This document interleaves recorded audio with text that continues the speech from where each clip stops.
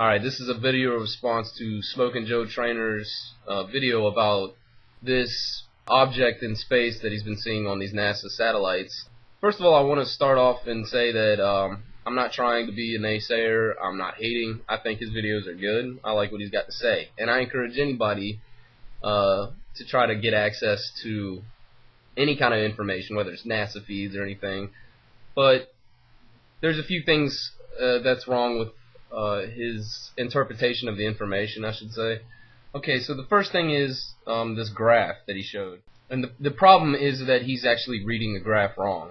This graph deals with angles and location. This is not a graph dealing with the scale of the planets. So I'm assuming that by looking at this graph, he's making the assumption that here's the satellite, here's the sun, and here is Venus. And he's saying that, you know, it looks like Venus is behind the sun. That graph, it does kind of look like Venus is behind the sun. I can guarantee you that that sun is not in the proper scale. I mean, if that was the case, then these satellites would be the same size as Mercury. So scale is not correct here when it comes to the size of the planets. What you have to pay attention to is the angular difference. This is a graph measuring angles. And if you will notice, if a straight line is drawn, there is an angular difference between the sun and Venus. Venus is off to the right of the sun. And some people might look at that and say, oh, that's not a lot of a difference. That's a very small angular difference. And what you have to realize is the perspective that we're viewing this from. We're dealing with a huge, vast amount of space here. This is our solar system. That small amount of an angle is a huge distance.